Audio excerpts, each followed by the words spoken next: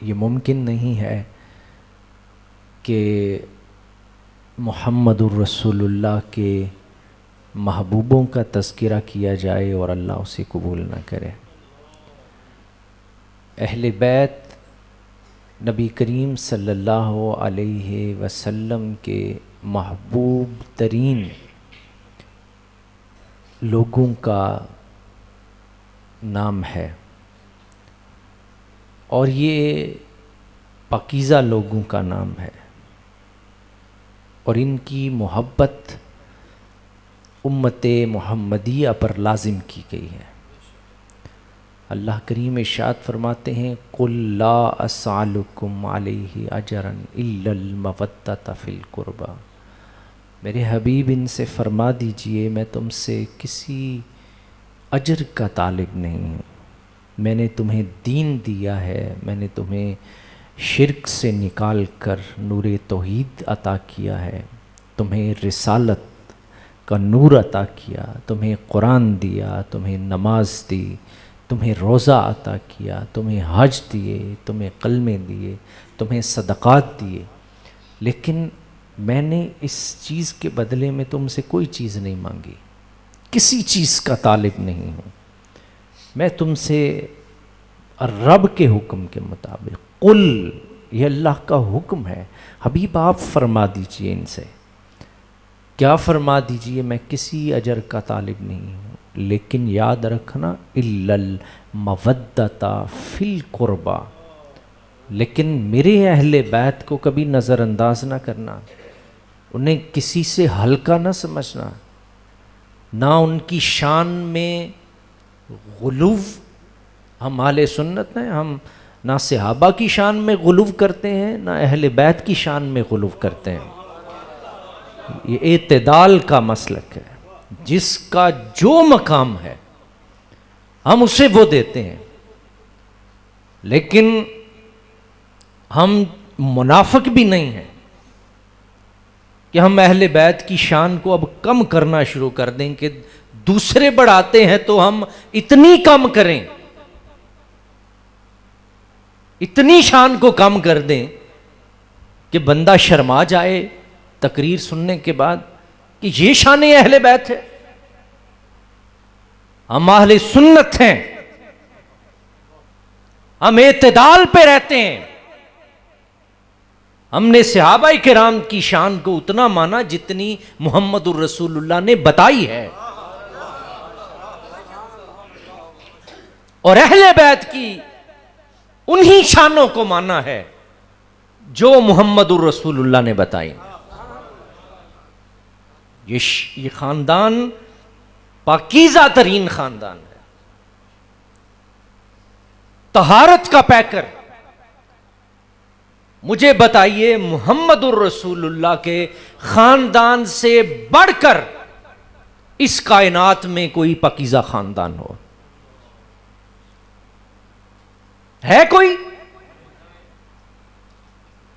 آپ حضرت ابراہیم خلیل اللہ سے شروع ہو جائیے، اسماعیل علیہ السلام تک آئیے، دیگر انبیاء ان تک پہنچیے، جناب حضرت عبد المطلب تک پہنچیے، آپ کو ہر فرد ایسا ہیرا نظر آئے گا۔ جناب حضور کے دادا ہیں حضرت عبد المطلب، اللہ نے ہر طرح کی وجاہت عطا کی تھی انہیں، سیاسی بھی اور مذہبی بھی، دونوں وجاہتیں حاصل تھیں۔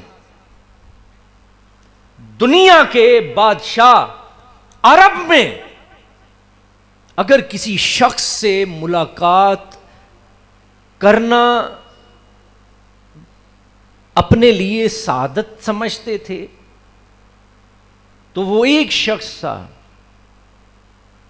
جسے بادشاہوں کے ساتھ گفتگو کا طریقہ بھی تھا، جسے آداب بھی آتے تھے، جسے وہ زبان آتی تھی جو بادشاہوں کے سامنے بولی جاتی ہے۔ وہ کون تھے؟ یہ حضور کے دادا جناب عبد المطلب تھے۔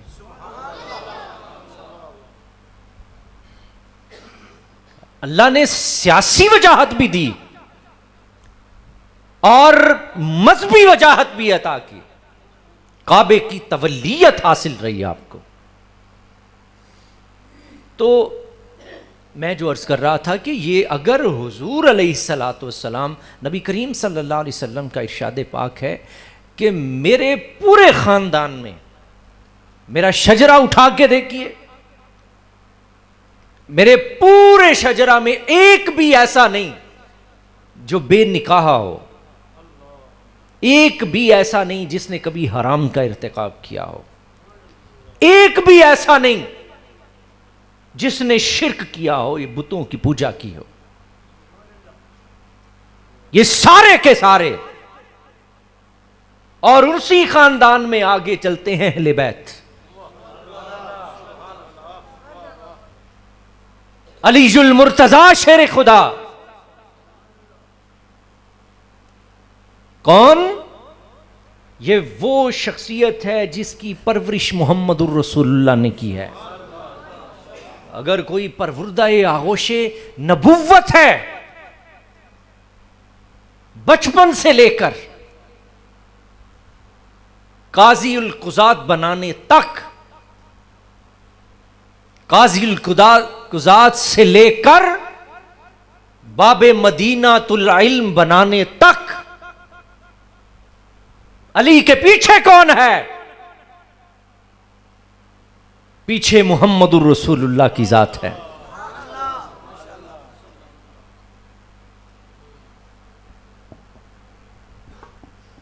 علی المرتضی کے جو دشمن ہیں نا، علی کے دشمنوں میں سب سے پہلے کافر آتے ہیں، اس کے بعد یہودی آتے ہیں، اس کے بعد منافق آتے ہیں، اس کے بعد خارجی آتے ہیں. کون؟ کیونکہ علی المرتضی شیر خدا اسلام کا وہ ہیرا ہے جسے محمد الرسول اللہ نے معیار ایمان بھی بنایا ہے. حضور نے فرمایا علی کوئی مومن تجھ سے بغض نہیں رکھ سکتا، کوئی منافق تجھ سے محبت نہیں کر سکتا. اس کی وجہ تھی علی کی دشمنی کتنی تھی. کربلا کی سرزمین پر جتنا ظلم ہوا اہل بیت اطہار پر، اس کے پیچھے کیا تھا؟ اس کے پیچھے تو دشمنی تھی. جس کو علی سے تکلیف پہنچی تھی، علی سے تکلیف کیا پہنچی تھی؟ بدر کے میدان میں 57 کافر مارے گئے. کتنے؟ عام بندے نہیں تھے. کبھی آپ کو نام سنائیں آپ حیران ہو جائیں. پوری ان کے پیچھے بڑی بڑی برادریاں تھیں، اپنے آپ کو سردار مانتے تھے. 57 کافروں میں سے 27 اکیلے علی نے مارے تھے.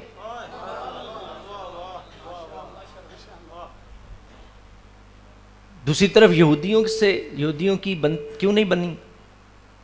فاتح خیبر کون تھا؟ مولا علی. کافروں کے سامنے مبارزت کے لیے کون جاتا تھا؟ علی المرتضی جاتے تھے. تسی تو میرے بھی بہت تھکے ہو.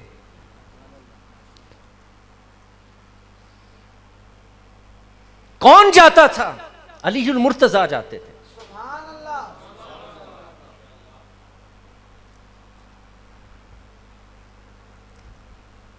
اس سے آپ کو سمجھ آ جانی چاہیے کہ دنیا کے منافقوں، کافروں، یہودیوں کے سامنے جب بھی سب سے پہلی صف میں کھڑا ہوا تو وہ علی المرتضی کھڑا ہوا ہے. دشمنی کی سمجھ اب آپ کو اس بات سے آ جانی چاہیے. ان گل دی سمجھ آ گئی تھی کہ علی دی بندی کیوں نہیں منافقہ نہ. اس کی وجہ یہ تھی تو یہ میں عرض کر رہا تھا اس خاندان کے بارے میں. محمد الرسول اللہ صلی اللہ علیہ وسلم نے ایک دن حضرت امام حسن اور حسین کا ہاتھ تھاما ہوا تھا.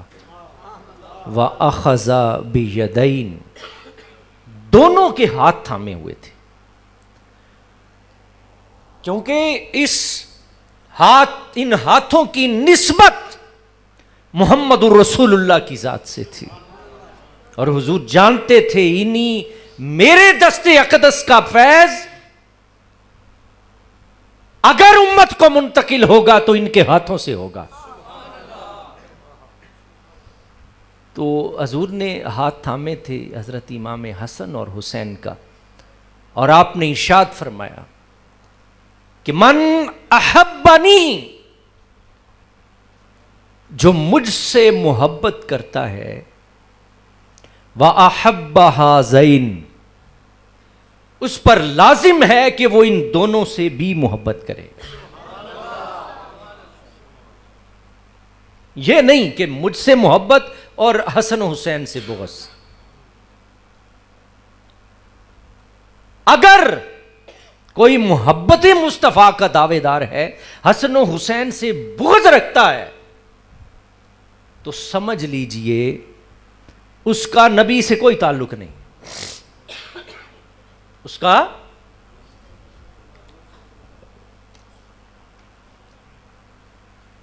کا نبی کریم صلی اللہ علیہ وسلم سے کوئی تعلق نہیں. اس کی وجہ ہے، اس کی وجہ میں آپ کے سامنے پیش کرتا ہوں. ہم اہل سنت صاحبان سلسلہ ہوتے ہیں، صاحبان سلسلہ. ہماری ایک کڑی سے دوسری کڑی ملتی ہے، اور جو چلتی چلتی مصطفیٰ تک کریم تک پہنچ جاتی ہے. یہ جو بیعت کی جاتی ہے نا، یہ سلسلہ در سلسلہ، یہ بیعت در حقیقت رب کریم کی ہے. در حقیقت میں بیعت کس کی ہے؟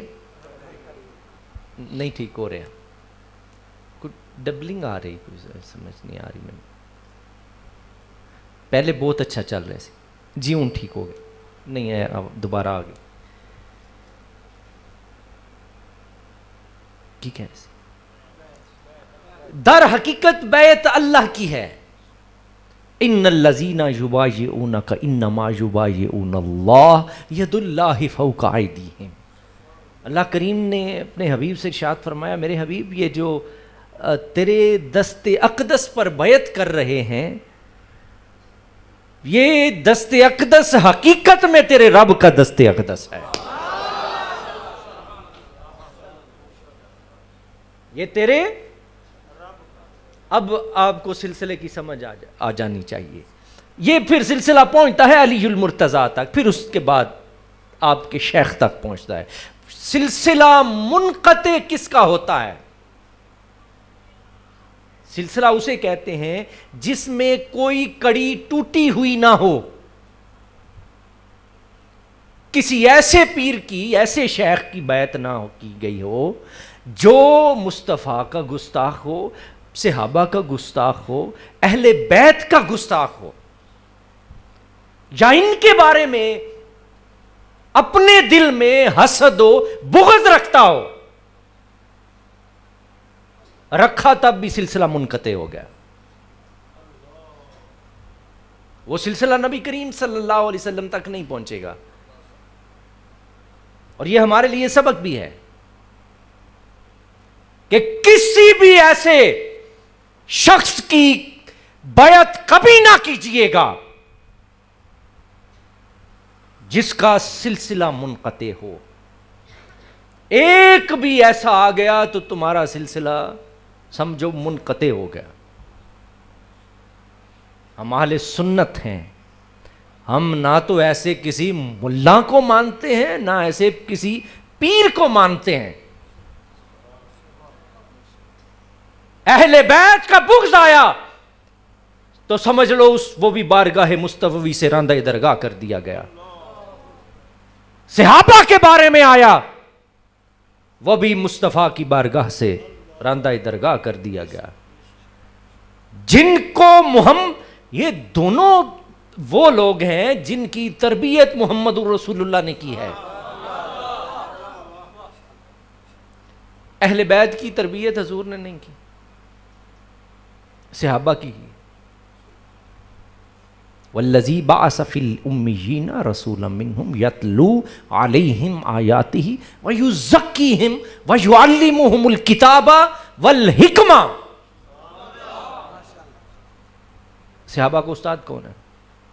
اللہ کریم فرماتے ہیں وہ ہم نے ان ان پڑھ لوگوں میں ایک عظمتوں والا رسول بھیجا ہے، یتلو علیہم آیاتہ، جو قرآن کی آیتیں تلاوت کرتا ہے، ویزکیہم، اور ان کے گندے دلوں کو پاک کرتا ہے، وَيُعَلِّمُهُمُ الْكِتَابَ، پھر انہیں کتاب سکھاتا ہے، وَالْحِکْمَةَ، اور پھر حکمت کی تعلیم دیتا ہے. کون استاد ہوا؟ حضور کا استاد رب کریم ہے، الرحمن علم القرآن. اور حضور نے کن کو سکھایا؟ صحابہ کرام کو. اہل بیت کا تزکیہ کس نے کیا ہے؟ انما یرید اللہ لیذہب عنکم الرجس اہل البیت ویطہرکم تطہیرا. وہ اللہ کریم نے ان کا تزکیہ اہل بیت کا رب کریم کی ذات کر رہی ہے. امت کا تزکیہ تو جن کا تزکیہ مصطفیٰ کریم کر رہے ہیں، ہمیں ان میں بھی کوئی شک نہیں ہے، اور جن کا رب کریم کر رہا ہے ہمیں ان میں بھی کوئی شک نظر نہیں آتا. اور جو شک کرے گا وہ پکا منافق ہوگا. وہ کون ہوگا؟ منافق. اور یاد رکھیے گا، منافقوں کی نشانیوں میں سے نشانی یہ ہے کہ وہ اہل بیت سے بغض اپنے سینے میں پالیں گے. او پکا منافق. وہ کیا ہے؟ وہ پکا منافق. اس کے منافق ہونے میں شک کی کوئی نہیں، کیونکہ اللہ نے ہمیں ایک پاکیزہ در سے منسوب کیا ہے. کہا من احبنی و احب ہذین، ان دونوں کے ساتھ بھی محبت لازمی کرنا ہوگی، ورنہ میری محبت تم ان سے نہیں کرو گے تو میرے ساتھ تمہاری محبت کوئی مقبول ہو جائے گی. پھر فرمایا وَأَحَبَّهُمَا، اور ان کے باپ علی سے بھی محبت لازم قرار دی. وَأُمَّهُمَا، اور پھر ان کی والدہ مخدومہ کائنات سیدہ فاطمہ الزہرا سلام اللہ علیہا کی محبت. یہ 5 محبتیں ہیں ایک جگہ پہ اکٹھی کی گئیں. یہی پنجتن ہے.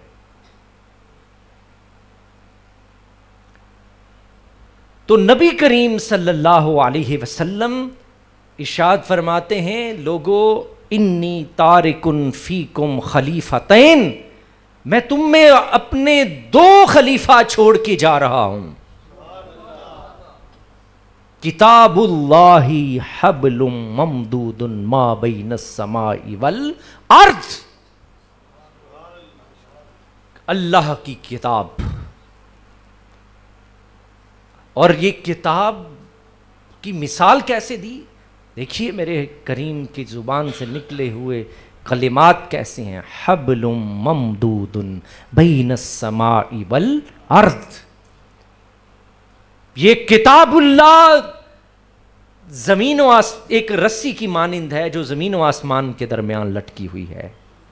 اللہ سے واصل ہونا چاہتے ہو، اللہ سے ملنا چاہتے ہو، اللہ کے محبوب بننا چاہتے ہو، کتاب اللہ، میری کتاب سے جڑ جاؤ،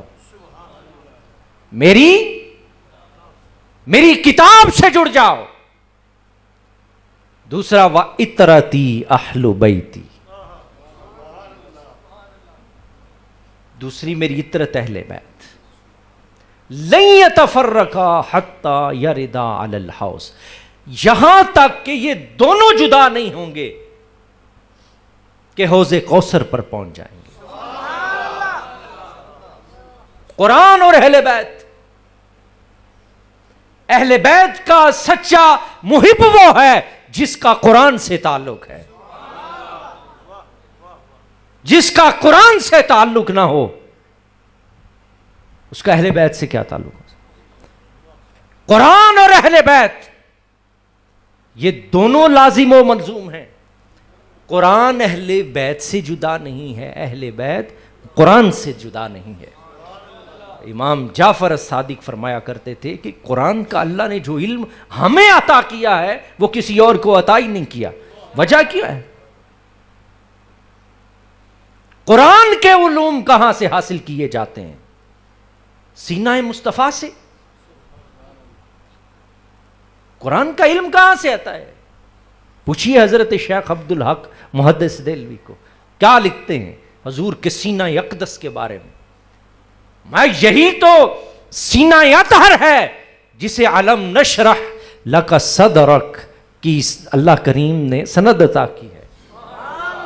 یہ دنیا میں جتنے علوم پھیلتے ہیں ان کا تعلق سینہ مصطفیٰ سے ہے۔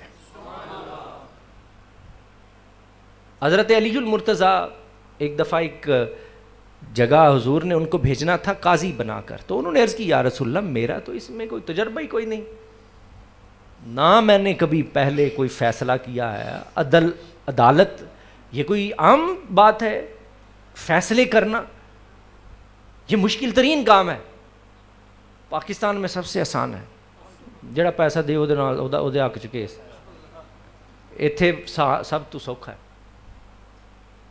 تاریخ لینی ہے پیسے دو، کاپی کرانی ہے پیسے دو، جڑا کچہری چڑھیا انہوں پتہ ہے نا کہ کس پا۔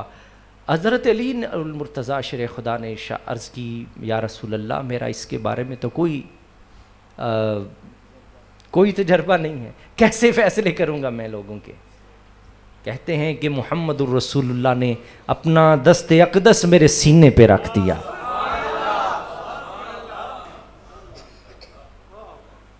یہ فیضان مصطفیٰ کے دست اقدس کا ہے۔ کہتے ہیں میرے سینے پہ ہاتھ رکھا، میرے قلب میں ٹھنڈک محسوس ہوئی، پھر زندگی میں کبھی کوئی فیصلہ کرتے ہوئے مشکل درپیش نہیں آئی مجھے۔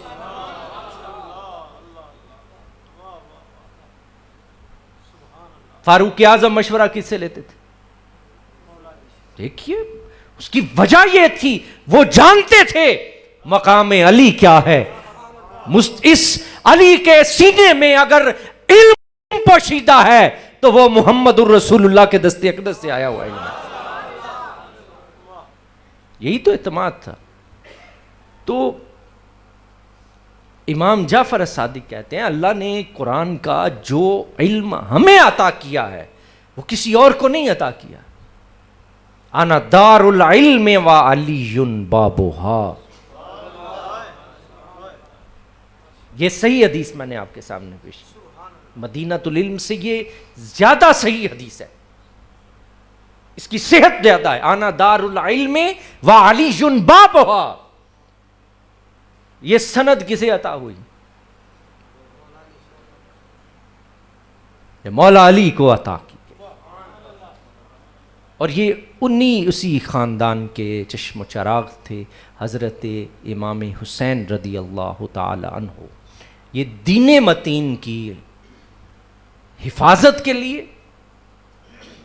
آج چونکہ شر پسندی کا دور ہے، ہر گھر میں مفتی پیدا ہو گیا، ہر گھر وچ،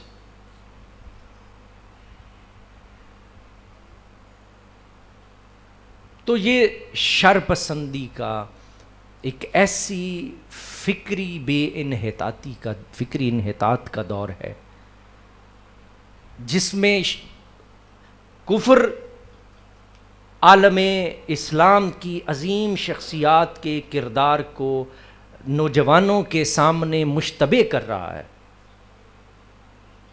ایسے فتنے وجود میں آ چکے ہیں جو ہماری بڑی شخصیات کے کرداروں پر گفتگو کرتے ہوئے نظر آتے ہیں. 1400 سال پہلے کے معاملات اٹھا کر آپ کیا کر لیں گے؟